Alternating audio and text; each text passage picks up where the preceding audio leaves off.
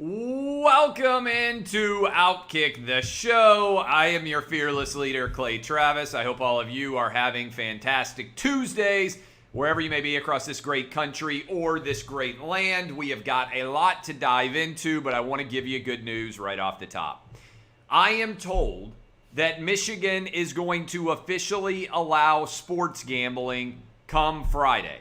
That is, any of you in the state of Michigan or any of you close to the borders of the state of Michigan who are watching this right now, whether you're in the lower P or the UP, whether you are in this part of your hand or another part of your hand, my wife is from Michigan, so I know a lot of Michigan-related lingo, you are now able to gamble on sports. FanDuel.com/Clay. Virginia, you're about to be legal. And you're already legal in Tennessee, Colorado, Indiana, Illinois, Iowa, West Virginia, Pennsylvania, and New Jersey, Michigan, and Virginia. But Michigan this week, Virginia, they're still figuring out exactly what day it's going to start. You should go sign up right now. You can get up to $1,000 free wager on the AFC or the NFC championship game. FanDuel.com/Clay. Let me repeat that one more time. FanDuel.com/my name, Clay. Go get signed up today, and you will be well on your way, hopefully, to making sports a little bit more fun by having sports gambling in your community. FanDuel.com/Clay. Okay, update on the Tennessee coaching search. All different sorts of rumors, all different sorts of fun. We've been through this before. Lane Kiffin, Derek Dooley, Butch Jones, and finally, Jeremy Pruitt. I am here to tell you there is a lot of interest in this job. Talent is not bad on the young side of the Tennessee roster. There are a lot of coaches, many of whom are very successful, reaching out to express their interest in the University of Tennessee job. I understand all the national media likes to run around and do their dumpster fire write-ups, and they're going to take their shots at the University of Tennessee fan base and everything else. I'm here to tell you, lots of good interest. Now, they've got to decide who the athletic director is, and then they have to avoid bungling the hire. But there are a lot of good options. More good options right now in terms of names that I have heard that are in the mix than have been in the mix since the very first hire after Phil Fulmer was fired when Lane Kiffin was hired. There are a lot of different guys out there, head coaches at other programs, that are very interested in being the University of Tennessee coach. They know that they have a long list, so don't buy into the doom and gloom out there.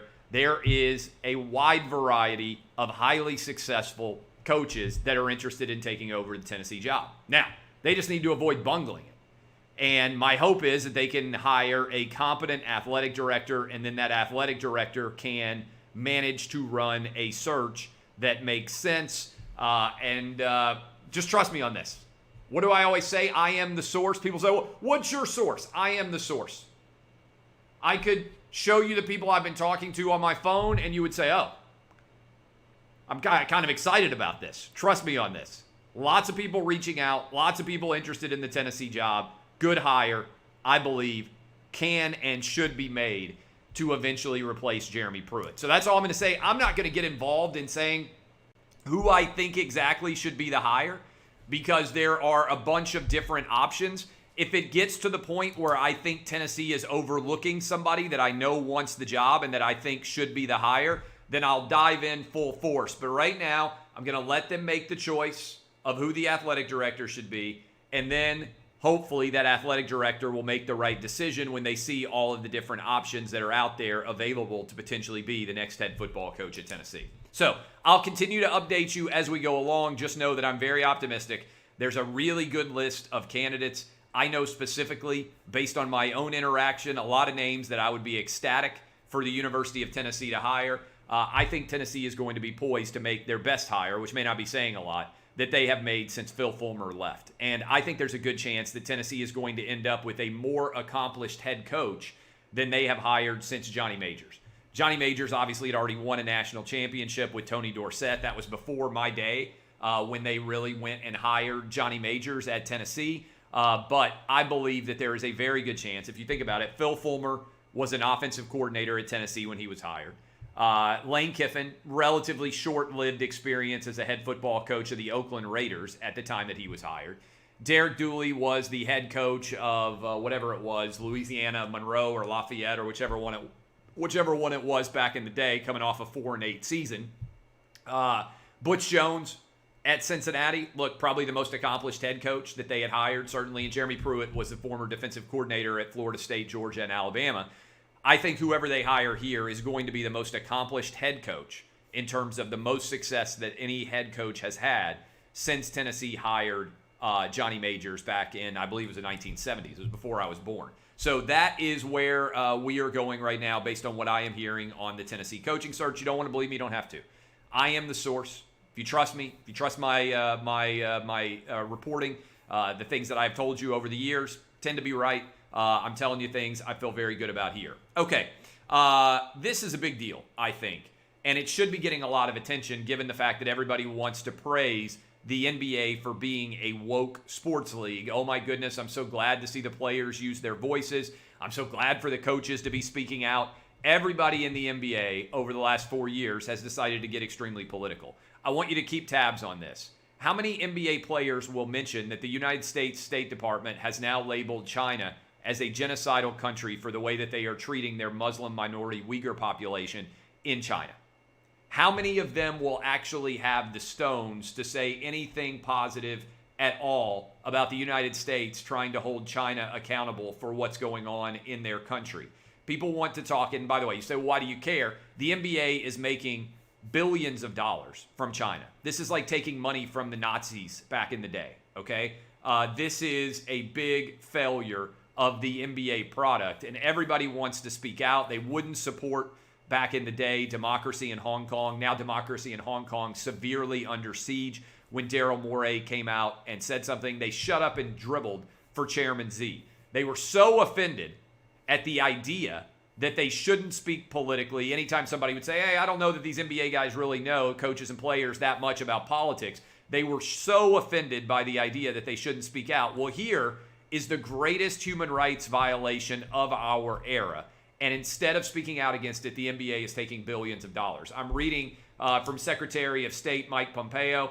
I have determined, this is a tweet that he sent this morning, I have determined the People's Republic of China is committing genocide and crimes against humanity, targeting Uyghur Muslims and members of other ethnic and religious minority groups. These acts are an affront to the Chinese people and to civilized nations everywhere. The People's Republic of China and the CCP must be held to account. Will Steve Kerr speak out on this? Will Greg Popovich? Will LeBron James? Will anybody that is making substantial sums of money based on human rights violations in China actually be willing to come out in support of basic human rights, okay, and basic human decency? Will any NBA player, coach, or league organization come out against Chinese genocide? These guys want to talk about how brave they are for all of the political stands that they are taking. Well, the truth of the matter is they are blatant hypocrites. They speak out loudly when they make more money by speaking out loudly, when they are preaching to the choir. But when it comes to actually standing up to modern-day Nazis in China, to concentration camps, and to genocide and to religious persecution, they say nothing. When it comes to pointing out that their shoes and their apparel are being many times manufactured with virtual slave labor wages, they say nothing.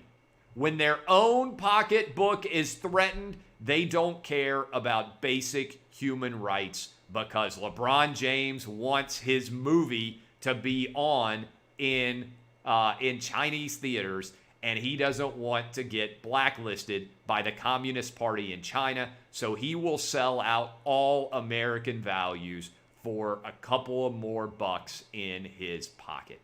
This is shameful. Okay? And the reason why it's a story is because the NBA has decided that they're more than athletes, that they're going to speak out about political related issues. And if you won't condemn genocide as determined by the United States State Department, why should we listen to you on any political opinions anywhere when you will turn a blind eye to the most flagrant transgressions of basic human rights that are existing anywhere in the world because it impacts your pocketbook, and you won't say a word about that? It's pathetic. And by the way, the NBA media is complicit in this because none of them will say anything either. They all want Adam Silver to keep returning their phone calls. They all want Adam Silver to keep giving them interviews and texting them back. And they want their GM contacts and they want their coach contacts, so they won't call out Steve Kerr and they won't call out Greg Popovich and Doc Rivers and all these different guys out there, LeBron James and company, who are all weighing in on politics all the time. They won't say a word about genocide. This is the equivalent of being upset at whatever political issues were going on in the United States of America back in the 1930s and 40s and being perfectly fine with Nazi concentration camps. That's what's kind of going on right now. The Chinese government is the modern day Nazis of our society. There's so much talk about being on the right side of history, right? All the social justice warriors like to get on Twitter and talk about how they're on the right side of history. Oh, my Instagram picture, look at me marching. I'm on the right side of history. Being on the right side of history is actually standing up to people in positions of power who are taking advantage of minority groups based on their race, their religion, and everything else. Concentration camps in China, kind of a big deal. Kind of a big deal. Basic human rights, democracy in Hong Kong, kind of a big deal. Crickets from the NBA, their players and their coaches and their commissioner, because they make billions of dollars. Chairman Xi in China is telling them to shut up and dribble, and they're doing it for him. Big story here. Most in the media will ignore. If you want to use your platform, use it. Don't pretend that you're making a difference when you're only lining your own pocket. This is a big story. I saw it come out yesterday, late night, saw it continue to grow this morning. The Mets' new GM. Thank God for the New York Mets to always be taking Tennessee football out of the headlines. New York Mets GM candidate, or current GM, Porter, his last name is Porter, had, with a foreign reporter, had a series of text messages which were uncomfortable to read. And let me just say this right off the top. If you are a guy and you text a woman twice and she does not respond to you, maybe don't text her again. And by the way, that could also go for girls. I don't really understand this. Like, the idea that you would send 60 text messages in a row without a response is super creepy, it's super obsessive, and it is super weird. If there's any guy that needs to hear that, I want you to look directly into my eyes. If you think that sending someone 60 straight text messages without a response is normal behavior, trust me, it is not. I actually, after I read this story, I went through.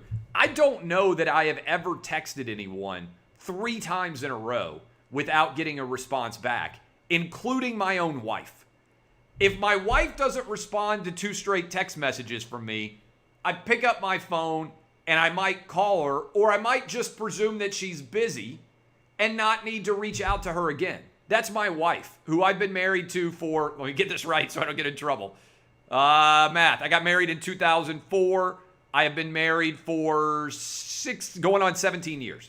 All right. I've been married for 16, going on 17 years to my wife. I don't think I've ever sent her more than 2 text messages in a row without getting a response. Certainly, I have never sent any woman, or man for that matter, 5 text messages in a row in my entire life without getting a response for any reason at all. This is weird behavior. So if you are a man, and again, I think men are more likely to be obsessive texters than women, but the relationship would be the same. If you're a woman and you're watching this and you're doing it, that's not normal.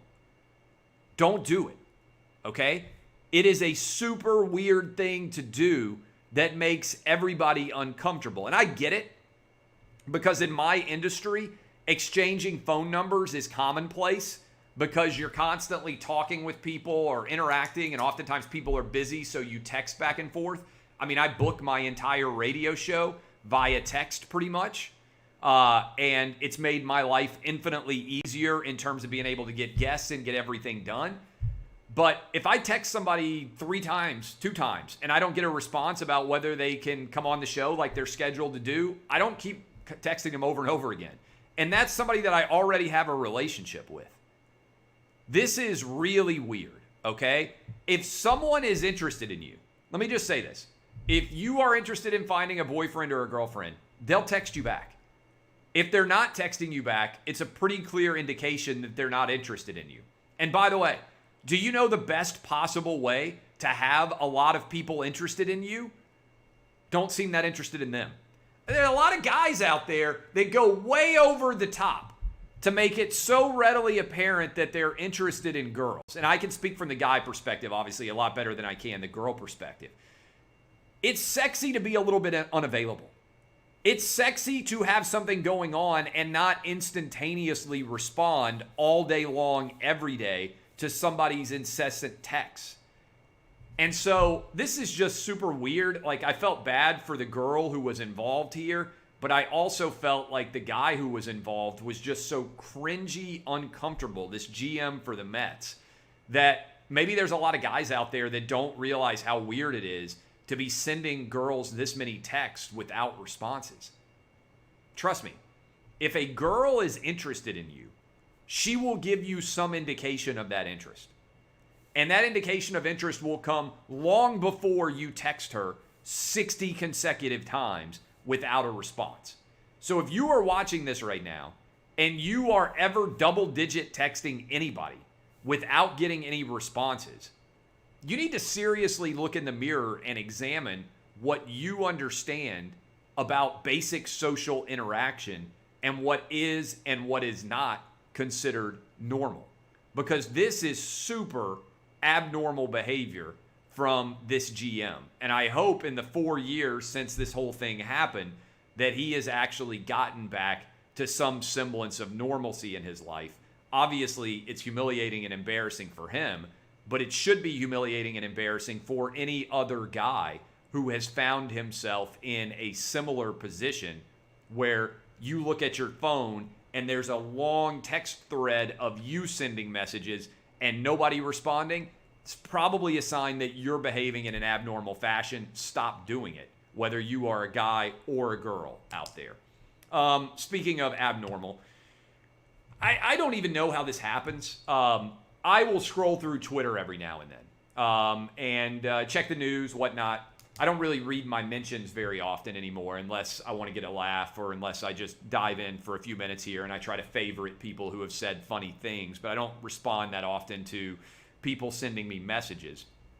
But I noticed today as I was getting ready for the show and I was checking all the latest news stories, I noticed today that somebody had retweeted Outside the Lines a story that ESPN was doing and that I wasn't able to see it. And this is wild to me. It turns out that Outside the Lines, which is an ESPN journalistic arm, had blocked me from their Twitter account.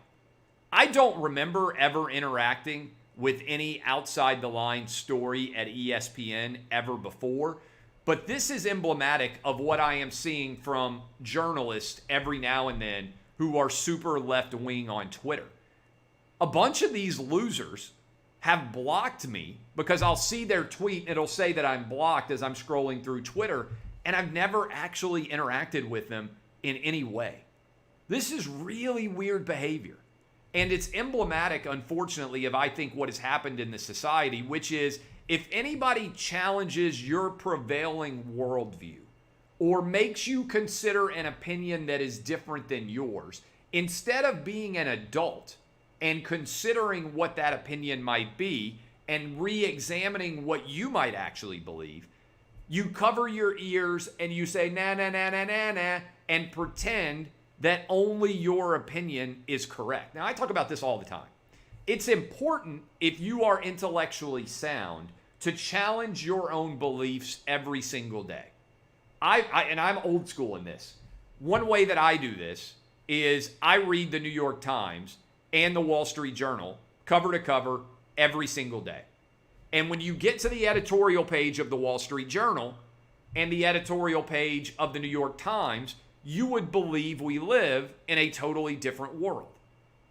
But in order to be confident in your view, you need to be constantly challenging yourself with people who have different views. This is what lawyers do all day long, every day. And I understand that some of you are very feeble-minded and you can't handle dueling perspectives in your brain, and you can't handle the idea that someone might have a good argument contrary to what you believe. The reason why I destroy people who are typically far left-wing and come on my radio program is because, like the Peter Kings of the world, they are so intellectually unsound that they haven't been challenging their own beliefs for years. They live in echo chambers where people constantly tell them that they are right because their brains are fragile and they aren't able to have dueling opinions, warring opinions going on in their brain every single day. And the person who is going to win a debate is the person who already knows the arguments of the other side and has decided that they are incorrect by the time he or she goes public with their own opinions. That's your boy here. The reason why I crush everybody that I get into debates with is because I would actually be better at making their argument than they would. You could tap me on the shoulder and say, Clay, you're now an advocate for the woke perspective, and I could make the argument better than they can. You can't reach logical, strong conclusions unless you can anticipate the arguments of the other side. And that's what I do every single day. And when I see things like what Outside the Lines is doing, how in the world can you promise to pursue truth in journalism if you are not even allowing the person who is probably running the single most influential business in sports media right now? You can hate me, you can hate OutKick. If you see our traffic and you see the amount of influence that we are having on a day-to-day basis, I think it's impossible for anyone to argue that of all the independent sites out there that are actually influencing debate and discussion today, that anybody's even close to OutKick. I mean that honestly. We are 100% independent. I own the company, and we are having more of an impact than any other independent sports media site on the internet. Whether you love or hate us, that's irrefutably true. So how in the world can you claim to cover serious stories in journalism if you're not covering, even allowing yourself to see what I am saying on a day-to-day basis? It's really a fascinating failure of ESPN that frankly should be embarrassing to anybody who produces content at Outside the Lines. It's really a shameful perspective, but I see it reflected very often in so many other places out there from so many other people in my industry who I've never interacted with, and they have me blocked because I am challenging their prevailing worldview. And frankly, what I also believe is they recognize in the back of their minds how feeble their arguments are and how weak their perspectives are.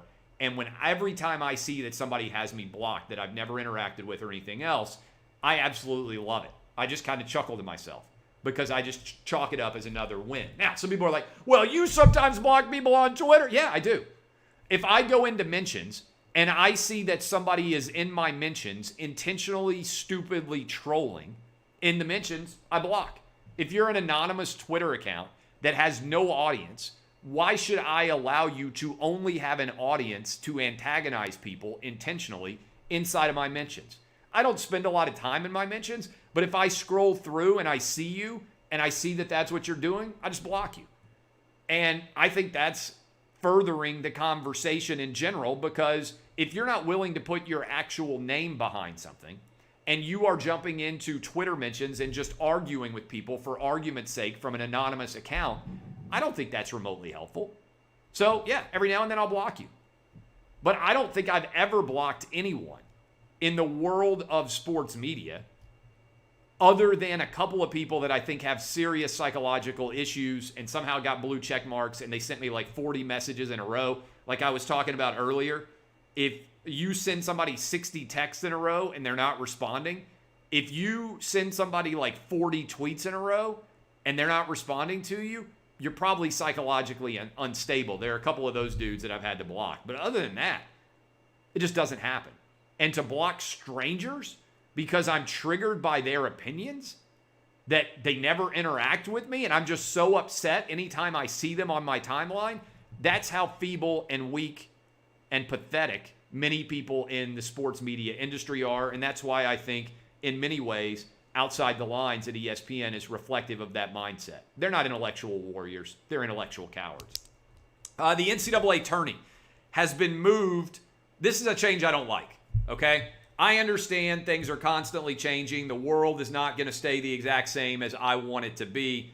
But let me say this. The NCAA tourney should start opening weekend on a Thursday, Friday, Saturday, and be done on Sunday. This year, the NCAA is moving the traditional tip-off of the tournament, first round, to Friday, Saturday, Sunday, Monday. I don't know why they would make this change after 30, 40 years of starting on a Thursday and allowing all of us out there to call out of work on a Thursday, Friday. Maybe now people will start calling out of work on a Friday, Monday. But I don't like this move. I don't think it's a good one for the NCAA tournament, and I think it's going to be a challenge going forward to get people aware that things are adjusting on the fly. Remember, everything is taking place in Indianapolis, so you would think, given the fact that they're basically playing all of the games right there in Indianapolis, they would be able to do the normal Thursday, Friday, Saturday, Sunday. And this is me being an old guy. One of the best days in school growing up, and I bet you guys remember this, and I've talked about it on my radio program before. When I was a kid, there used to be a cool teacher, and he would wheel in sometimes the television. So see, I'm old school. Everybody didn't have a television in their classroom when I was in public school in Nashville. Sometimes you'd have to go rent out the television. Some of you out there watching right now know what exactly I'm talking about. You had to rent out the television and the VCR to show a movie in your class. And they would wheel it down the hallway to bring it into the classroom. And there was always a couple of cool teachers out there that when you were at school on that opening Thursday or Friday at 11 a.m. Central, when they would tip off the games, they would put on the game and you would get to watch the NCAA tournament games from school. Some of my fondest memories are of being a kid, getting to sit down in class and watch the NCAA tournament on that Thursday or Friday. I still remember some of the teachers that would allow us to do that. And I'm disappointed. I guess now everybody's doing remote school, so maybe the kids will be able to all watch them. And as I got older, sometimes my dad would let me stay home from school. Sometimes we would call in sick, watch those opening games on Thursday and Friday. But being a kid in elementary school, being a big sports fan like I was, that was tough to beat, being able to watch the NCAA tournament.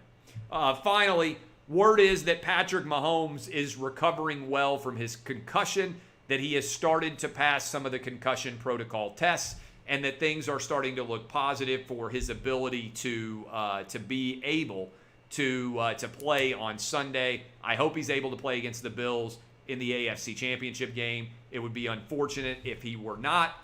You can go bet the AFC Championship games right now. All you have to do is go to fanduel.com/Clay. That's fanduel.com/Clay. Friday, officially supposed to launch in the state of Michigan. Virginia is soon. Indiana, Illinois, Iowa, Tennessee, West Virginia, Pennsylvania, Colorado, and New Jersey. And we're about to add Michigan and also Virginia. All you have to do is be present in those states. You don't have to live there. You just have to be present in those states to place your bets. Go sign up now, up to $1,000 free roll on your first bet with a deposit at fanduel.com/Clay. This has been OutKick the Show. In about 45 minutes, I'll be on TV with Fox Bet Live. We'll be breaking down the AFC and the NFC Championship games, as well as all of the storylines of college basketball and the NBA for your gambling enjoyment tonight. This is OutKick on the OutKick Network.